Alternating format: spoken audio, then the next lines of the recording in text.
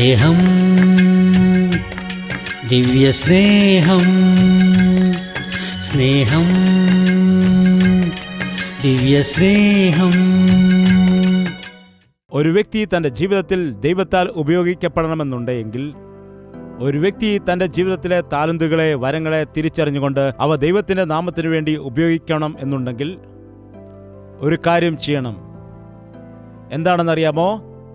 Commitment, സമർപ്പണം, ഏൽപ്പിച്ചു കൊടുക്കുക, കീഴ്വഴങ്ങുക. എന്താണ് ഡിസിഷൻ? ഡിസിഷൻ എന്ന് പറഞ്ഞാൽ എന്താണ്? ഒരു തീരുമാനം.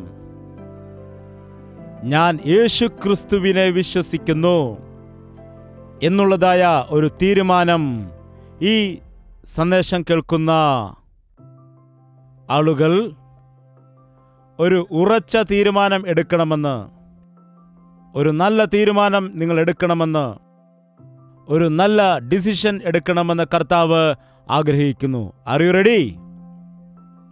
Are you ready? നമ്മൾ പലപ്പോഴും ജീവിതത്തിൽ തെറ്റായ തീരുമാനങ്ങൾ എടുക്കാറുണ്ട്. ശരിയായ തീരുമാനം എടുക്കാതിരിക്കുമ്പോൾ എത്രമാത്രം നഷ്ടമുണ്ടാകുന്നു, അതിനേക്കാൾ വലിയ നഷ്ടമായിരിക്കും തെറ്റായ തീരുമാനങ്ങൾ എടുക്കുമ്പോൾ ഉണ്ടാകുന്നത്. ബൈബിളിൽ നിന്ന് നമുക്കൊരു ഉദാഹരണം എടുക്കാം. ഈ വ്യക്തി എടുത്തതായ തീരുമാനം ആ വ്യക്തി എത്രമാത്രം സ്വാധീനിച്ചു എന്ന് നോക്കാം. നിങ്ങളുടെ വേദപുസ്തകത്തിൽ രൂത്ത് എന്നുള്ള ഒരു പുസ്തകമുണ്ടല്ലോ. ഇവിടെ ഈ രണ്ട് മരുമക്കൾക്കുമുള്ളതായ തീരുമാനത്തിൽ വ്യത്യാസം കാണാം. നോക്കൂ, ഒരാൾ എന്താണ് ചെയ്തത്? 14-ാമത്തെ വാക്യം. അവർ പിന്നെയും പൊട്ടിക്കരഞ്ഞു, ഓർപ്പ അമ്മാവിയമ്മയെ ചുംബിച്ചു പിരിഞ്ഞു, രൂത്തോ അവളോട് പറ്റി നിന്നു. അവിടെ ഓർപ്പയും രൂത്തിനെയൊക്കെ മാറ്റുക, നിങ്ങളുടെ പേരിടുക. ചുംബിക്കുന്നത് എപ്പോഴാണെന്ന് ചോദിച്ചാൽ, കൊച്ചുകുട്ടികൾ വെളിയിൽ പോകുമ്പോൾ, അല്ലെങ്കിൽ മാതാപിതാക്കൾ കൊച്ചുകുട്ടികളെ വെളിയിലേക്ക് പറഞ്ഞുവിടുന്ന സമയത്ത് ഉമ്മ കൊടുത്തിട്ട് പറഞ്ഞയക്കും. അതായത് യാത്ര അയക്കുന്ന സമയത്ത് ഉമ്മ കൊടുത്ത് ശരി അമ്മാവിയമ്മേ എന്ന് പറഞ്ഞിട്ട് ചുംബിച്ച് പിരിയുകയാണ്. എന്താണ് ഇവിടെ സംഭവിച്ചത്? പിരിയുന്നു. എന്നാൽ ഇവിടെ രൂത്ത് തൻ്റെ അമ്മാവിയമ്മയോട് ചേർന്ന് നിന്നു. ഓർപ്പ എവിടേക്ക് പോയെന്നറിയാമോ? എവിടേക്കോ പോയി, ഇരുട്ടിലേക്ക് ഇറങ്ങിപ്പോയി. ചരിത്രത്തിൽ അവളുടെ വിഷയം പിന്നെ പറയുന്നില്ല. അവളുടെ കാര്യത്തെക്കുറിച്ചൊന്നും തന്നെ നമുക്ക് അറിയുന്നില്ല. അവളുടെ ഭാവി എന്തായി, അവളുടെ ജീവിതത്തിൽ എന്തെല്ലാം സംഭവിച്ചു എന്ന് നമുക്കൊന്നും തന്നെ അറിയുകയില്ല. അവൾ കടന്നു പോകാനിടയായി എത്രമാത്രം. അങ്ങനെയുള്ളവരുടെ ചരിത്രം കാണുകയില്ല. അവർ അന്ധകാരത്തിലേക്ക് ഇറങ്ങിപ്പോകും. അതാണ്, നീ ഒരു തീരുമാനമെടുക്കുന്ന സമയത്ത് നന്നായിട്ടെടുക്കണം. രൂത്ത് നല്ല ഒരു തീരുമാനമെടുത്തു. രൂത്ത് തൻ്റെ അമ്മാവിയമ്മയോട് ചേർന്നു നിന്നു. തമിഴ് ബൈബിളിൽ പറയുന്നു വിടാമൽ പട്ടുകൊണ്ടാൽ, അതായത് വിട്ടുപിരിയാതെ മുറുകെ പിടിക്കുവാനിടയായി. എന്താണ് ചെയ്തത്? നീ പോകൂ എന്ന് പറയുമ്പോൾ ഞാൻ പോകില്ല എന്ന് പറഞ്ഞു. പോകില്ല എന്ന് പറഞ്ഞ മുറുകെ പിടിക്കുകയാണ്. അവൾ എന്തു പറഞ്ഞു? നിന്റെ കൂടെയുള്ള ദൈവത്തെ ഞാൻ കൊണ്ടു, ആ ദൈവത്തെ എനിക്ക് വേണം. നിന്റെ ജനത്തെ എനിക്ക് വേണം. എൻ്റെ ജനമെല്ലാം അന്യജനമാണ്, അവർ മൂഢന്മാരാണ്, അവർ ദുഷ്ടന്മാരാണ്. നിന്റെ കൂടെ വരുവാനാണ് എൻ്റെ ആഗ്രഹം. നിന്റെ ജനത്തോടൊപ്പം എനിക്കും വസിക്കണം. നിന്റെ ദൈവം എൻ്റെ ദൈവമായിരിക്കണം. നിന്റെ വാർദ്ധക്യകാലത്ത് ഞാൻ നിനക്ക് താങ്ങായിരിക്കണം എന്ന നല്ല ഒരു തീരുമാനം അവൾ എടുത്തു. ആ വചനം നമുക്കെല്ലാവർക്കും ചേർന്ന് വായിക്കാം. രൂത്തിന്റെ പുസ്തകം 1-ാം അധ്യായം 16-ാം വാക്യം എല്ലാവർക്കും ചേർന്ന് വായിക്കാം. വായിക്കുന്നു. അതിന് രൂത്ത്, നിന്നെ വിട്ടുപിരിയുവാനും നിന്റെ കൂടെ വരാതെ മടങ്ങിപ്പോകുവാനും എന്നോട് പറയരുതേ. നീ പോകുന്നിടത്ത് ഞാനും പോരും, നീ പാർക്കുന്നിടത്ത് ഞാനും പാർക്കും. നിന്റെ ജനം എൻ്റെ ജനം, നിന്റെ ദൈവം എൻ്റെ ദൈവം. നീ മരിക്കുന്നിടത്ത് ഞാനും മരിച്ച് അടക്കപ്പെടും. മരണത്താലല്ലാതെ ഞാൻ നിന്നെ വിട്ടുപിരിഞ്ഞാൽ യഹോവ തക്കവണ്ണവും അധികവും എന്നോട് ചെയ്യുമാറാകട്ടെ എന്ന് പറഞ്ഞു. എന്താണ്? എൻ്റെ പിന്നാലെ വരരുതെന്ന് നീ പറയുവാൻ പാടില്ല. നീ പോകുന്നിടത്തേക്കു തന്നെ ഞാനും പോരും. ഇപ്പോൾ രൂത്തിനെയും നവോമിയെ മാറ്റി നിർത്തുക. രൂത്തിന്റെ സ്ഥാനത്ത് നിങ്ങളും, അതുപോലെ നവോമിയുടെ സ്ഥാനത്ത് യേശുവും. ഇപ്പോൾ പറയുക, നീ പോകുന്നിടത്തേക്ക് തന്നെ ഞാനും പോരും.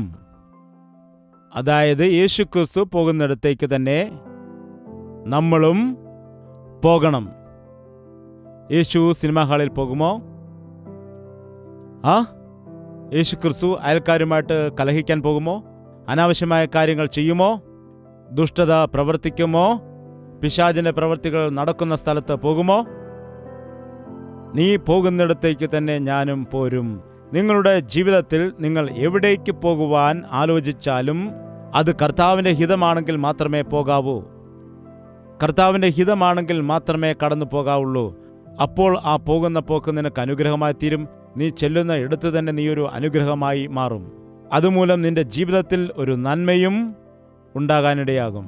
ഇന്ന് തന്നെ തീരുമാനിക്കുക. ഇന്നു മുതൽ നിങ്ങളുടെ കാലെടുത്ത് നിങ്ങളുടെ വീട്ടിൽ നിന്നാകട്ടെ എങ്ങോട്ടെങ്കിലും പുറപ്പെടാൻ തുടങ്ങുമ്പോൾ, ഈ കാലത്ത് പലരോടും എവിടെ പോകുന്നു എന്ന് ചോദിച്ചാൽ അവർക്ക് കോപമുണ്ടാകും. നീ എവിടെ പോകുന്നു? നിങ്ങൾക്കെന്താണ്? എനിക്ക് തോന്നിയ സ്ഥലത്തേക്ക് ഞാൻ പോകുമെന്ന് പറയും. നോ, ഒരു ക്രിസ്ത്യാനി അങ്ങനെ പറയുവാൻ പാടില്ല. നീ എവിടെ പോകുന്നുവെന്ന് നിന്റെ മകൻ ചോദിച്ചാലും, മകൾ ചോദിച്ചാലും, ഭാര്യ ചോദിച്ചാലും, ഭർത്താവ് ചോദിച്ചാലും മറുപടി പറയാൻ നീ എന്തിനാണ് മടി കാണിക്കുന്നത്? എവിടേക്ക് പോകുന്നു എന്ന് പറയുക. എന്താണ്? നീ കർത്താവ് പോകുന്ന ഇടത്തേക്ക് പോകുകയാണെങ്കിൽ നീ ഭയപ്പെടേണ്ട കാര്യമില്ല. നീ കള്ളത്തരം കാണിക്കുകയാണെങ്കിൽ മാത്രമാണ് നീ ഭയപ്പെടുന്നത്. ഇന്നു മുതൽ നിങ്ങളൊരു തീരുമാനമെടുക്കുക. നിങ്ങൾ എവിടേക്കെങ്കിലും പോകുന്നതായ സമയത്ത്, കർത്താവേ നീ എൻ്റെ കൂടെ വരണമേ. എന്താണ് മോശ പറഞ്ഞത്? കർത്താവേ നിന്റെ സാന്നിധ്യം ഞങ്ങളുടെ കൂടെ വരുന്നില്ല എങ്കിൽ ഞങ്ങളെ ഇവിടെ നിന്നും അയക്കരുതേ. ഇന്നുള്ള മനുഷ്യർ തങ്ങളുടെ ഇഷ്ടപ്രകാരം ജീവിക്കുന്നു, ദൈവത്തിന്റെ ഹിതത്തെ മറികടക്കുന്നു. നീ പറയുന്ന സ്ഥലത്തേക്ക് ഞങ്ങൾ പോകുന്നു, നീ പറയുന്ന കാര്യമേ ഞങ്ങൾ ചെയ്യുകയുള്ളൂ. നിന്നിൽ ഞാൻ പൂർണ്ണ വിശ്വാസം അർപ്പിക്കുന്നു. നിന്റെ ദൈവമാണ് എൻ്റെ ദൈവം.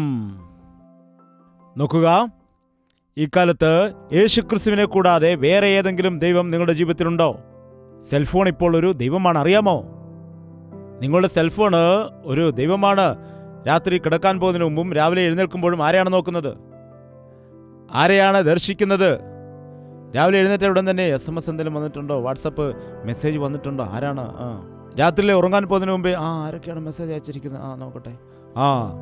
അതായത് രാവിലെയും രാത്രിയിലും ആരെയാണ് ദർശിക്കുന്നത്? ദൈവത്തെ ദർശിക്കാതെ ഇപ്പോൾ ആരെയാണ് ദർശിക്കുന്നത്? സെൽഫോണാണ് ദർശിക്കുന്നത്. പണ്ട് പറയാമായിരുന്നു എന്തൊക്കെയായാലും വയറ് നിറച്ച് ആഹാരം കഴിച്ചാൽ മതിയെന്ന്. ഇപ്പോൾ പറയും എന്തൊക്കെയായാലും കയ്യിൽ സ്വന്തമായിട്ട് ഒരു വില കൂടിയ ഫോൺ ഉണ്ടായാൽ മാത്രം മതിയെന്ന്. പലരും ഞങ്ങൾക്ക് കത്തെഴുതാറുണ്ട്, ദൈവദാസ ഞങ്ങൾക്ക് ഒരുപാട് ബുദ്ധിമുട്ടാണ്, ഒരുപാട് കഷ്ടമാണ്, കഴിക്കുവാൻ ആഹാരം പോലും ഇല്ലാത്ത അവസ്ഥയാണ്, വളരെ ഞെരുക്കത്തിലും ബുദ്ധിമുട്ടിലും കടബാധിതയിലുമൊക്കെയാണ്, ഞങ്ങൾക്ക് വേണ്ടി പ്രാർത്ഥിക്കണം, ഞങ്ങളുടെ ഫോൺ നമ്പർ ഇതാണെന്ന്. കഴിക്കുവാൻ ആഹാരമില്ല, എന്നാൽ ഫോണിൻ്റെ ബില്ലടയ്ക്കുവാനായിട്ട് സെൽഫോൺ വാങ്ങാൻ, വില കൂടിയ ഫോൺ വാങ്ങാൻ നമുക്ക് പണം കിട്ടി, അത് വേറെ കാര്യം. എന്നാൽ ഈ ഫോണിന് അതിൻ്റെ ബില്ലടയ്ക്കുന്നതിന് വേണ്ടി നിങ്ങളുടെ ഫോണിന് ബില്ല് എത്രയാകും നോക്കുക. നിങ്ങൾ തന്നെ ആലോചിച്ച് നോക്കുക, എത്രയാണ്? ഫോൺ വേണ്ടെന്ന് പറയില്ല. നിങ്ങളുടെ വീട്ടിൽ സെൽഫോൺ ഉണ്ടെങ്കിൽ അത് വളരെ നല്ലതാണ്. എന്നാൽ നിങ്ങളത് ഒരിക്കലും മിസ്യൂസ് ചെയ്യരുത്. ഇന്ന് അനേകം ആളുകൾ അനാത്മീയമായ കാര്യങ്ങൾക്ക് വേണ്ടി, ഭക്തിഹീനമായ കാര്യങ്ങൾക്ക് വേണ്ടി, അവ മറ്റുള്ളവരിലേക്ക് പ്രചരിപ്പിക്കുന്നതിന് വേണ്ടി ഉടൻ തന്നെ ഫോൺ ചെയ്ത് സംസാരിക്കുന്നു. അതുപോലെ തന്നെ കലഹവും അങ്ങനെ തന്നെയാണ്. നിങ്ങൾ ഇന്ന് ബസ്സിൽ കയറിയോ? കയറി. ഏത് നമ്പർ ബസ്സാണ്? ഇത്ര നമ്പർ ബസ്സാണ്. നിങ്ങളെന്തിനാ ആ ബസ്സിൽ തന്നെ കയറിയത്? അതിനെക്കാട്ടി രസം, ഹാളിലിരിക്കുന്ന വ്യക്തി അടുക്കളയിരിക്കുന്ന സ്ത്രീക്ക് ഫോൺ ചെയ്ത് ചോദിക്കും, ആഹാരം റെഡിയായോ? കറി വേകുന്നതേ ഉള്ളൂ, നിൽക്ക്. നേരെ സംസാരിക്കുന്നത് ഉപേക്ഷിച്ചിട്ട് മനുഷ്യൻ ദൂരെ ഫോണിൽ സംസാരിക്കുമ്പോൾ നേരെ ഇരുന്ന് അടുത്തിരുന്ന് സംസാരിക്കുന്ന ആ വാത്സല്യവും സ്നേഹവും ഐക്യതയും അടുപ്പവും എങ്ങനെയാണ് ഉണ്ടാകുന്നത് പറയുക. എമർജൻസിക്ക് ഫോണിൽ സംസാരിക്കുന്നത് നല്ലതാണ്. അനാവശ്യ കാര്യങ്ങൾക്ക് വേണ്ടി നിങ്ങൾ ഫോണിൽ സംസാരിച്ചാൽ അത് യഥാർത്ഥമായ ശരിയായ കാര്യമല്ല. പിശാച് എത്രമാത്രം ഇങ്ങനെയുള്ള കാര്യങ്ങളിൽ മനുഷ്യനെ സപ്പോർട്ട് ചെയ്യുന്നു എന്ന് നോക്കുക. വ്യർത്ഥമായ ഭാഷണങ്ങളിൽ നന്മയുണ്ടാകില്ല. ഇനിയും വിചിത്രം എന്താണെന്ന് വെച്ചാൽ, പണം കൊടുത്തിട്ടാണ് വ്യർത്ഥമായ കാര്യങ്ങൾ പറയുന്നത്. നിങ്ങളുടെ ഫോണിനെ നിങ്ങൾ നിയന്ത്രിക്കുന്നില്ല എങ്കിൽ നിങ്ങളുടെ ഫോൺ തന്നെ നിങ്ങളുടെ ദൈവമായിട്ട് മാറും.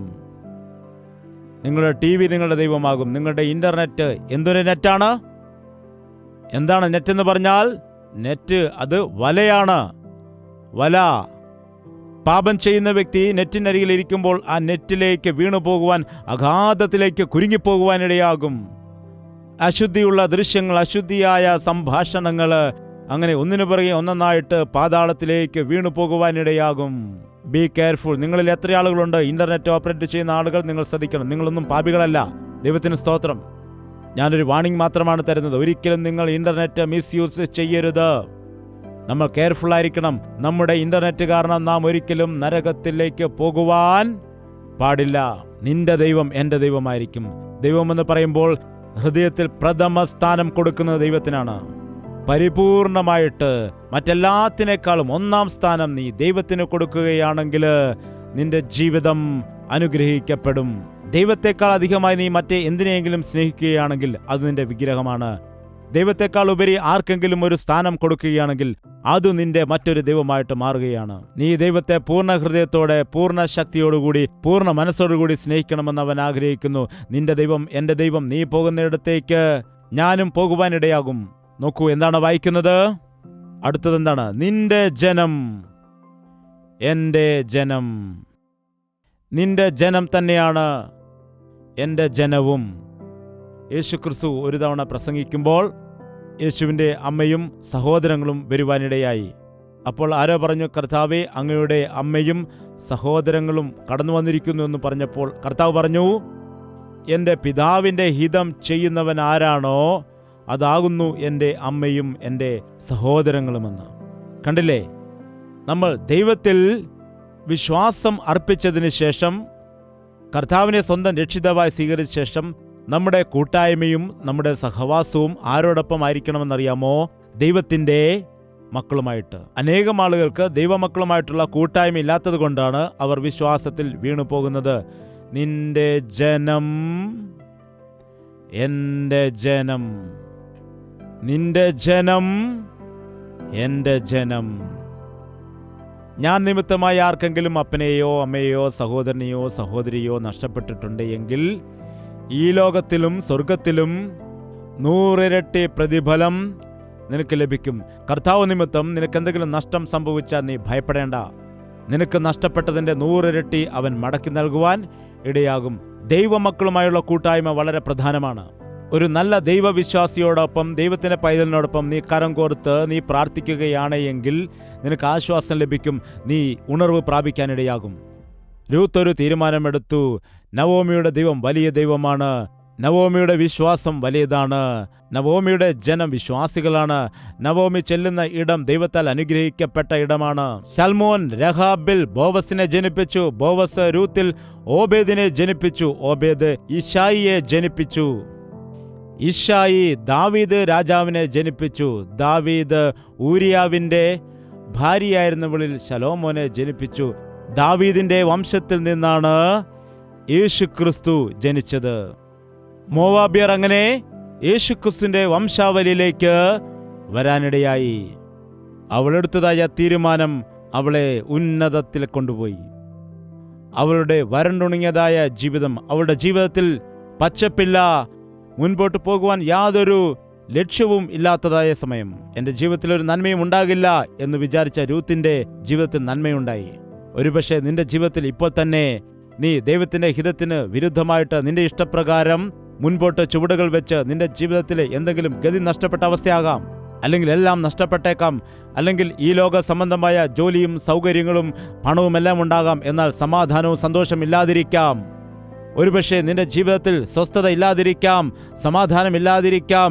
എൻ്റെ ജീവിതത്തിൽ എന്തുകൊണ്ടാണ് ഇങ്ങനെയുള്ള ഗതി വന്നത്, ഇങ്ങനെയുള്ള ഞെരുക്കം ഉണ്ടായത് എന്നുള്ള നിരാശയിൽ ഈ ദിവസം ആയിരിക്കുന്നുവെങ്കിൽ മേക്ക് എ ഡിസിഷൻ, ഒരു തീരുമാനമെടുക്കുക.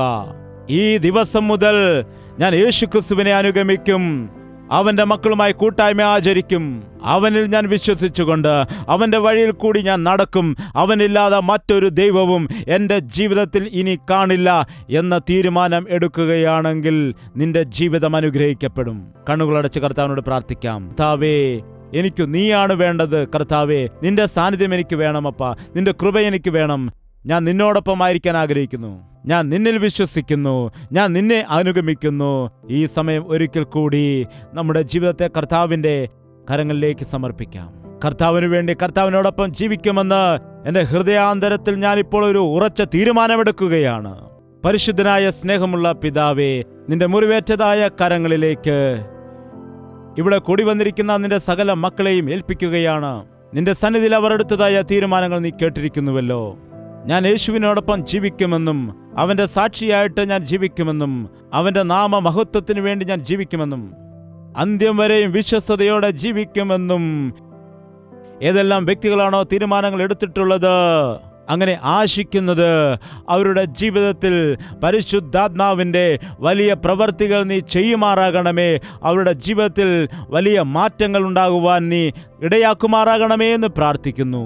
എൻ്റെ ജീവിതം നശിച്ചു പോയിരിക്കുന്നു, ഇനിയും എനിക്ക് മുൻപോട്ട് പോകുവാൻ കഴിയില്ല എന്ന് പറയുന്നവരുടെ ജീവിതത്തിൽ നീ ഒരു വലിയ മാറ്റം കൊടുക്കുമാറാകണമേ. അത്ഭുതകരമായ മാറ്റം നീ കൊടുക്കുമാറാകണമേ. രൂത്തിന്റെ ജീവിതത്തിൽ ചെയ്തതുപോലെ അത്ഭുതം ചെയ്യണമേ. ഇന്നു മുതൽ ഞാൻ നിങ്ങളെ അനുഗ്രഹിച്ചിരിക്കുന്നു എന്ന വിലയേറിയ വാഗ്ദത്വവുമായിട്ട് ഇവിടെ നിന്ന് കടന്നു പോകുവാൻ സഹായിക്കണമേ. ഞാനും എൻ്റെ കുടുംബവുമോ ഞങ്ങളെ യഹോവയെ സേവിക്കും എന്നുള്ള തീരുമാനമെടുക്കുവാൻ എല്ലാവരെയും നീ ബലപ്പെടുത്തണമേ. ആരുടെയെങ്കിലും ജീവിതത്തിൽ പിശാചിന്റെ തന്ത്രങ്ങൾ ഉണ്ട് എങ്കിൽ ഈ സമയത്ത് നസറേയനായ യേശുക്രിസ്തുവിന്റെ അധികാരമുള്ള നാമത്തിൽ അവരുടെ ജീവിതത്തിൽ വിടുതൽ അയക്കുകയാണ് കർത്താവേ. നിന്റെ മക്കളെയെല്ലാം നീ, പ്രാർത്ഥിക്കുന്ന മക്കളെയെല്ലാം നീ ബലപ്പെടുത്തുമാറാകണമേ. നിന്റെ കൃപയാൽ നീ നിറയ്ക്കണമേ, നീ സഹായിക്കുമാറാകണമേ, നീ ബലപ്പെടുത്തണമേ. ആത്മീയ ശക്തി പ്രാപിച്ചുകൊണ്ട്, ബലം പ്രാപിച്ചുകൊണ്ട് നിന്റെ കൃപയ്ക്ക് വേണ്ടി യാചിക്കുന്നവരായിട്ട് ദൈവത്തോട് പറ്റിച്ചേർന്ന് നിൽക്കുവാൻ നിന്റെ മക്കളെ എല്ലാവരെയും നീ സഹായിക്കുമാറാകണമേ എന്ന് പ്രാർത്ഥിക്കുന്നു. യേശുക്രിസ്തുവിന്റെ നാമത്തിൽ അപേക്ഷിക്കുന്നു പിതാവേ. ആമേൻ, ആമേൻ, ആമേൻ.